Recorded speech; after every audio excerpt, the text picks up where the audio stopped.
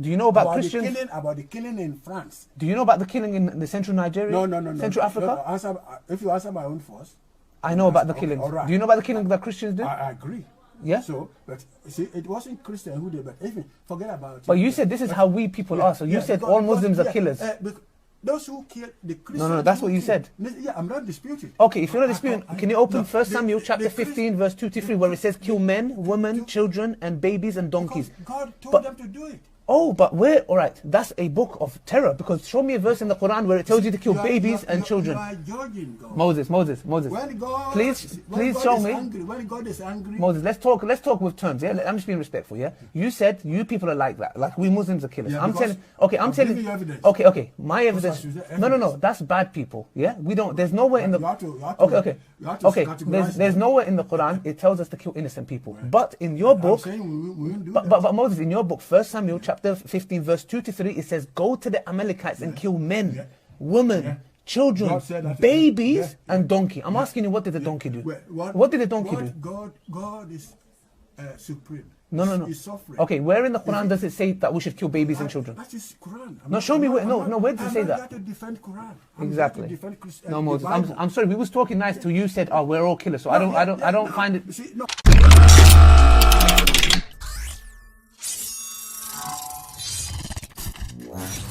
And I don't see Christians, Sikhs or Hindus blowing things up worldwide on a daily basis. You just don't see it. You said you don't hear about Hindus blowing themselves up. Well, then you have no knowledge then about the Tamil Tigers who have committed the most suicide bombings than any organisation or religious group in history.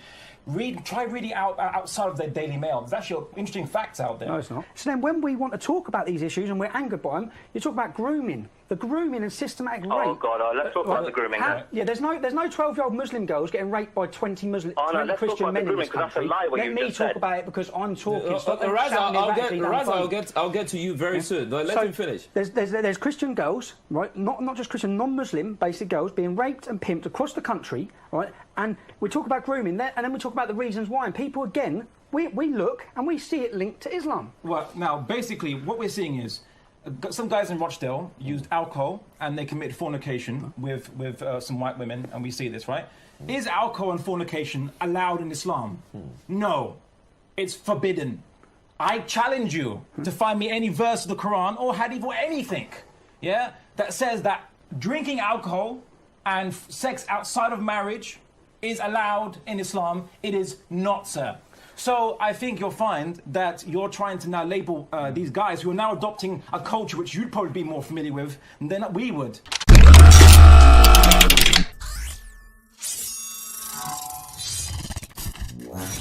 And why is it that this is not for the time of Uthman? Answer the question. Why is it for 50 years they cannot come up with a complete Quran? Answer the question. Why is it if they control all this land, they cannot come up with not just one? Where are those 4 manuscripts? Remember what we started out with this afternoon. I'm going to answer your question. What did we start out with this afternoon? Rewind. According to Uthman. With your lies. According to Uthman. So now, let me finish, Mansour. According to Uthman, 4 copies were made, sent to 4 cities. No.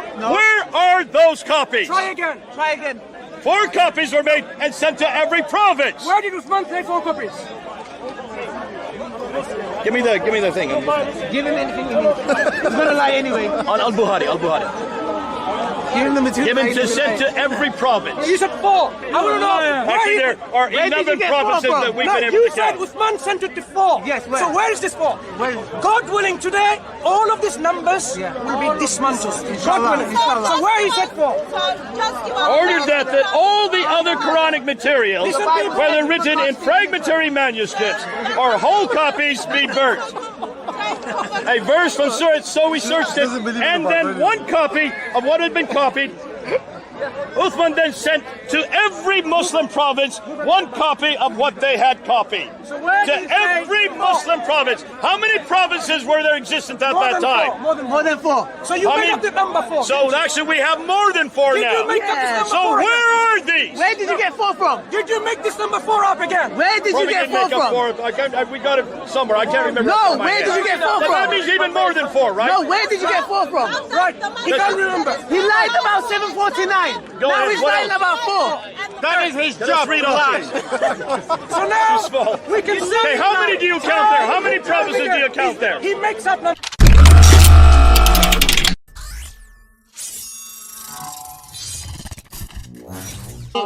It's nothing to do with censorship at all. Questions. You're invited along. I've given you Clarify. lots of time. I'm not, sorry, I'm not. That's I not. was invited We have a along. question. Can you shut up now, I'm please? not going to shut up. Yeah? I'm not going to shut up. Well, I mean, I am not going to shut up. And crikey. the question to the panel is this. No, Zamia You don't Osman. have to answer, but are there any circumstances All right, in which you would support Sharia law?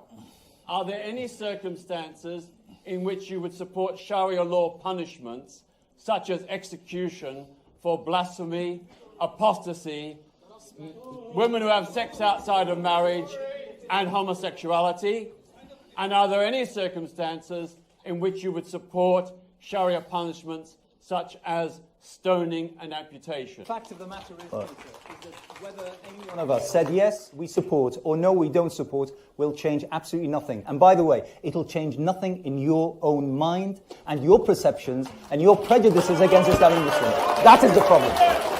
That's the real problem. That's not true. If any of you said we do not support Sharia punishments like execution, why do you regard the faith, I would applaud you. It would be absolutely naive of you or naive of anyone to regard anything that Hamza says or Muhammad Amin or Fayyaz or myself or Sarah as being representative of entire Islam. That is extremely naive. And the fact that you think that by posing these three questions and getting a one-worded answer without delving into the context, I'll tell you what, I absolutely support Sharia, but you know what? The Sharia that I understand and I've studied, not yours, that you've gotten from the Sun and the Daily Mail. I absolutely support Sharia, because your concept of Sharia has nothing to do with true Sharia. That is what I would say, but this is not this kind of discussion. I would love, once again, and invite you to have a couple of hours of coffee with me. And let's talk about Sharia. Let's talk about everything that you want to ask him. And I'm pretty sure that everyone here would say absolutely the same.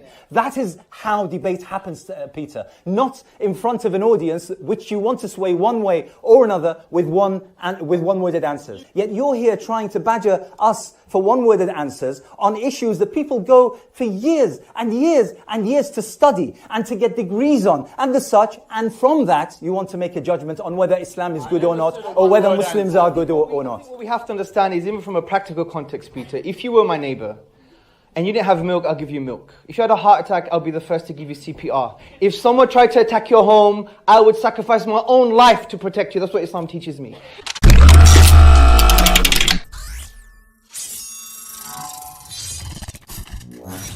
Are we honestly comparing that to a 2,000-year-old book? I'm going, let's just go back and see what the book I didn't says. refer to the 2,000-year-old book. But the reality is this, sir. 3,000 years ago, in the Padma Purana, which is a Hindu text, it has the tree of life. It has everything that Darwin was speaking about in terms of the history of life. So if we're going to reject something because it's old, we should reject Darwinism, because Darwinism is 3,000 years old.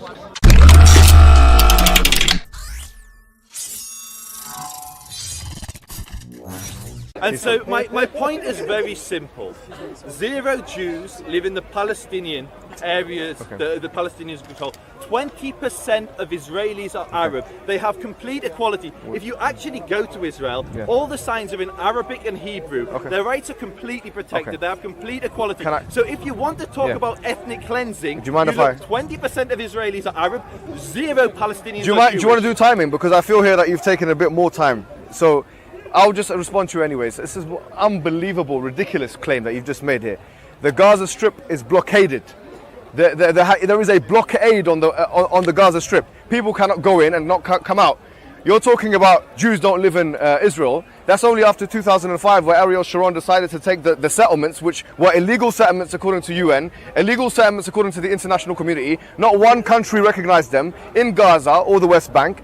Ariel Sharon decided to take those last individuals that lived in the Gaza Strip out of the Gaza Strip in 2005. What you're saying is actually there's no Jews living in Gaza. What a ridiculous claim to make. No Palestinian can come out of Gaza or come into Gaza. You're talking about no Jews coming into Gaza as if it's some kind of tourist resort which stops Jews from coming in because of some anti-discrimination law. How ridiculous are the claims that you're making, my friend? That's point number one. Point number two, you're talking about ethnic cleansing. He's here talking about ethnic cleansing.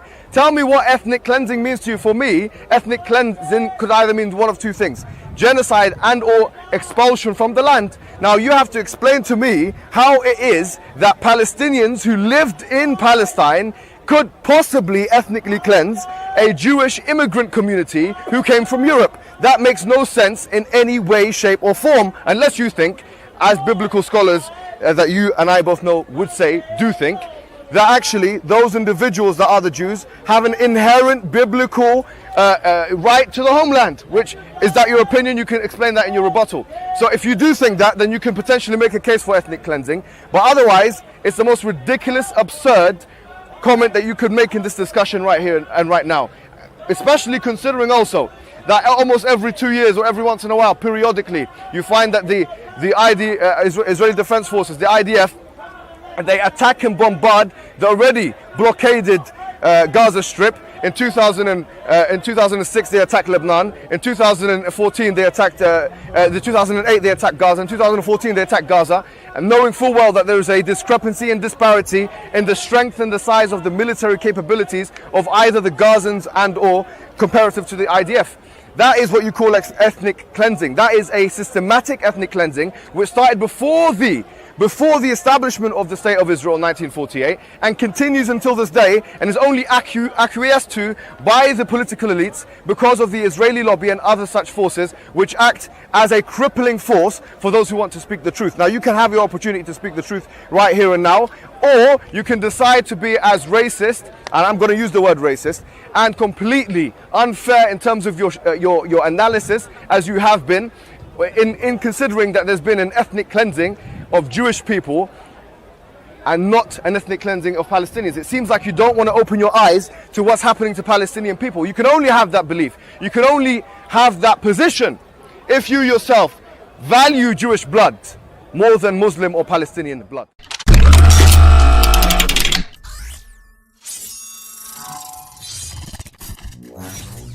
Why in general all Islamic countries are Really? Wait. Where is the tallest building in the world? Where is the tallest building in the world? One country. No, not one country. Okay. Where you come from? Which is the richest country in the world? Wait. Which is the richest country in the world? Let's see know that. Okay, let me educate you on that. It is called Qatar. Look, Iraq, Pakistan, Bangladesh, yeah, that's by the way, Somalia, Sudan. How rich is Wait. How rich is Poland? Is Poland rich? How rich is Poland? It's better than your country. You guys take handouts. Wait. You take handouts from Europe. Why they the poorest one? Morocco. You know what? For me, look. If I was a peace-loving country, a peace-loving person, I would not see somebody's wealth, how rich he is. It's your heart, my dear. Not like you. You're a shallow person. You look at how rich and how poor they are. If you're really a peace-loving person, wait. Let me. That's why. What funny rules? That's why. What funny rules? I respect people based on their character. Astaghfirullah. No one else is laughing. Tell me more. Of course you would never laugh. No. By the way, it's not just Muslims here. Yeah. There are non-Muslims here. Nobody's laughing. Who is non-Muslim here? Who? Lots of non-Muslims here. There you go. Okay. So only you're laughing. You're making fool of yourself. Why are you laughing? Because you're telling me jokes. It's not a joke. Tell them more. You have to respect someone's character. You do not go and see how rich they are. You don't respect my character. You don't respect my different opinion than yours. You know what? That's it. You know one thing I'll give you. A piece of advice which is free. Respect is earned, not demanded.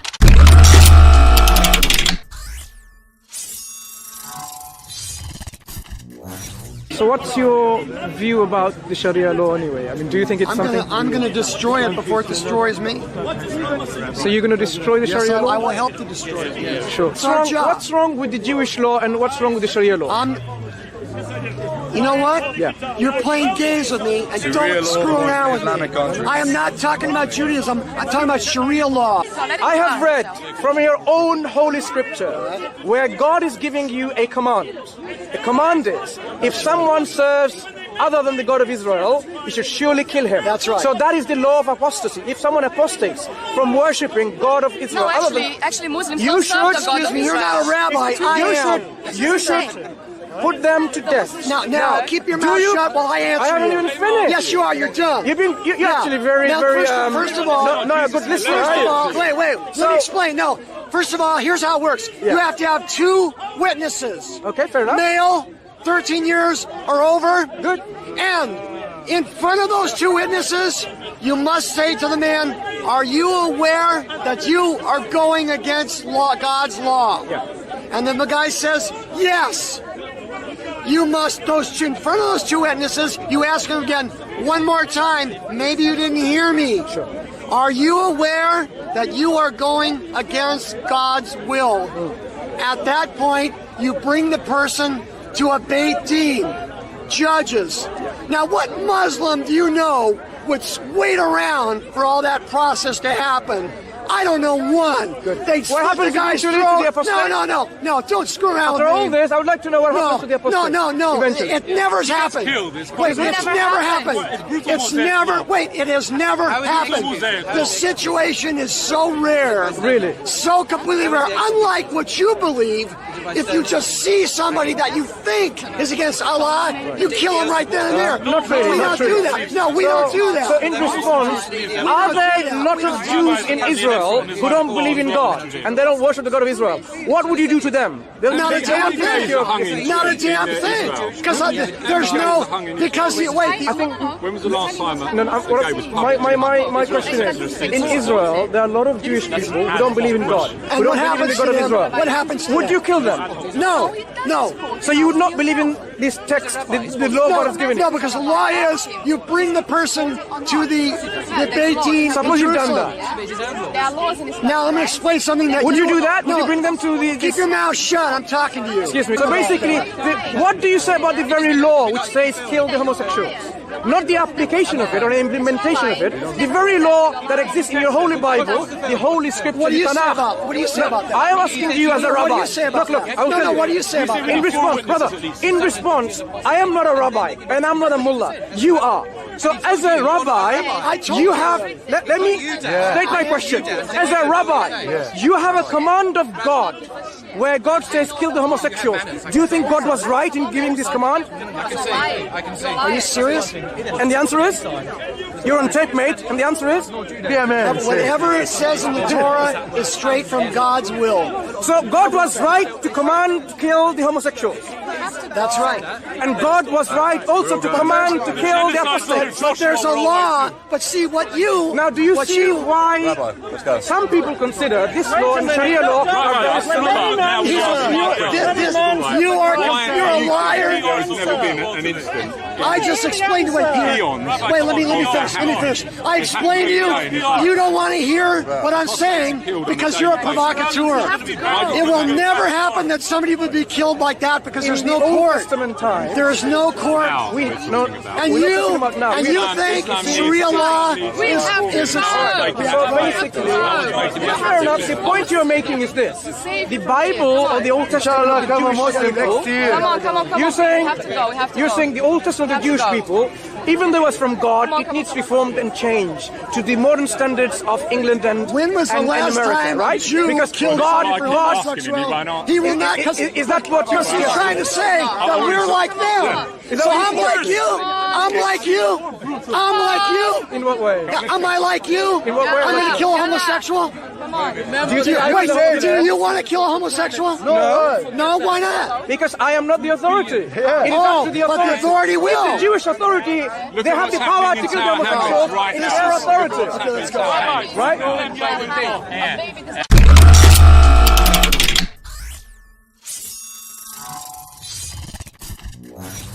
If Jesus' body died, does that mean that he's mortal or immortal? You're on the roast, bro. Christ was immortal. That wasn't my question. No, when Jesus, wait, When Hashim, look, the penny drop. When I ask the penny drop. No, when I ask Hashim a question, he says, I will answer in my own way. Answer your way. When I want to answer in my own way, Hashim says, no, you got to answer in the way I want. This is the double standards of the Islamic Dawah team. Hashim has agreed with me. Is the body dead or not?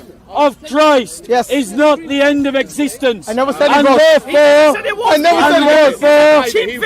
therefore, it is not a That's what I call a straw man argument. It is not a I never said something, he's attacking that. It is not a contradiction to say that Christ was immortal.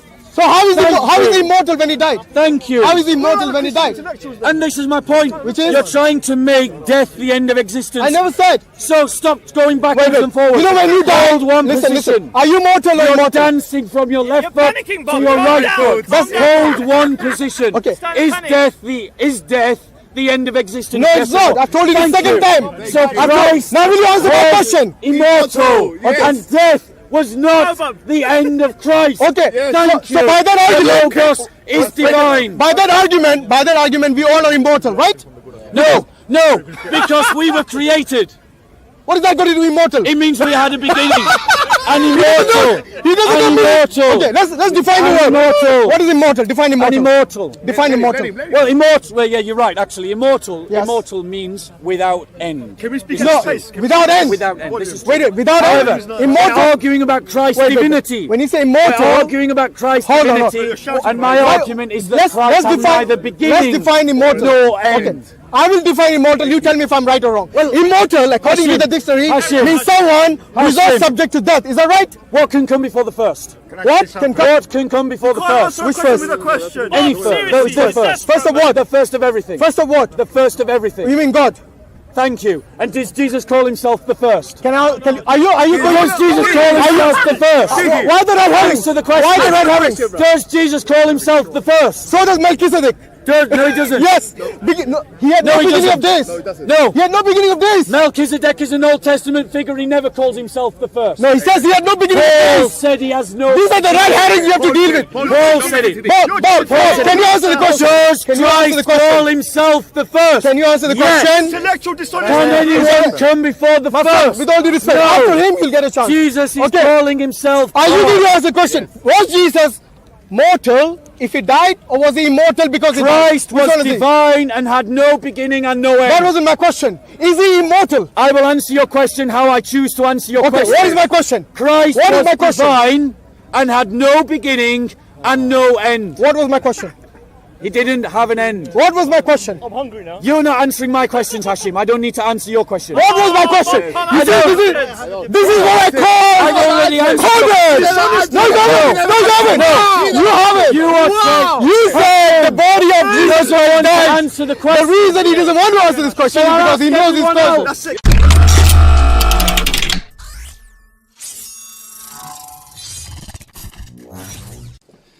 Islam is the very antithesis of democracy.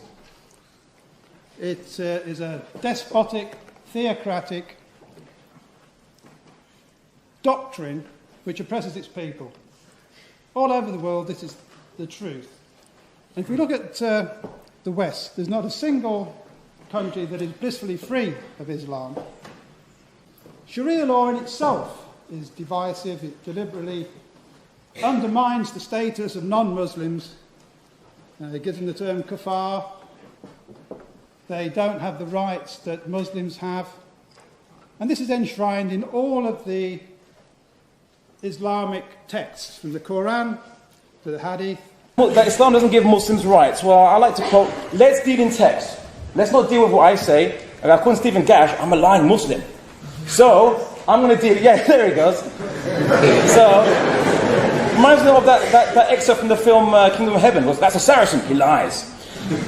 Anyway, the Prophet Muhammad said, in the book of Hadith, he said that whoever oppresses a person who is under covenant, a non-Muslim, in living in Islamic state, or oppresses him, or imposes on him something more than he can afford, or humiliates him, or takes anything from him without his consent, I will oppose him on the day of judgment. The Prophet Muhammad also said that anyone that harms a dhimmi has harmed me. Yeah? And the word dhimmi means a person under contract. It is no different to the Rousseauian citizen contract, whereby the state is under contract with a citizen to provide minimum protection. He says, why don't we see Muslims challenging these extremists that come on media, on TV and so on? We held a debate. We invited the BNP to criticize Islam on a public platform, much to the UAF's disgruntlement with this. And we begged all the media organizations, come see Muslims giving a free platform to the BNP, one of the most ardent detractors. Our most ardent detractors.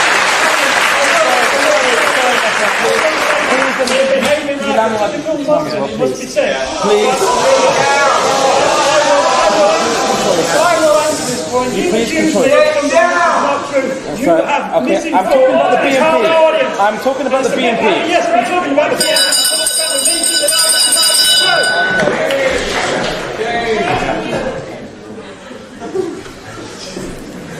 Anyway, we begged the BBC, Channel 4, we begged ITV, we begged every media outlet we could find to come cover this. We'll show you Muslims supporting free speech. It wasn't newsworthy, they said. It wasn't newsworthy. All right? And this is the problem, that we Muslims who did our best to try to display an action showing that we support open debate, which is an Islamic concept, by the way. This was not allowed to be shown by the media, and that's why you don't see Muslims opposing Anwar Chowdhury, because the media will not show you this to you.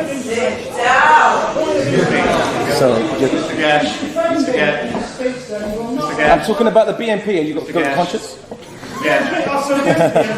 All right. Excuse me, Mr. Gash. He has the floor. Please respect our rules. If not, we have to escort you out. So please, I understand.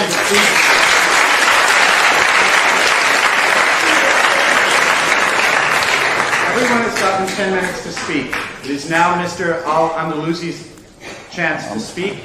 He has 10 minutes to speak. Please respect that. I understand how you feel, but again, we run by rules. This is a debating society. Please adhere to the rules. Thank you. Okay. Anyway. It's Spanish. It's a racist. Get him out. No. Threat to the West.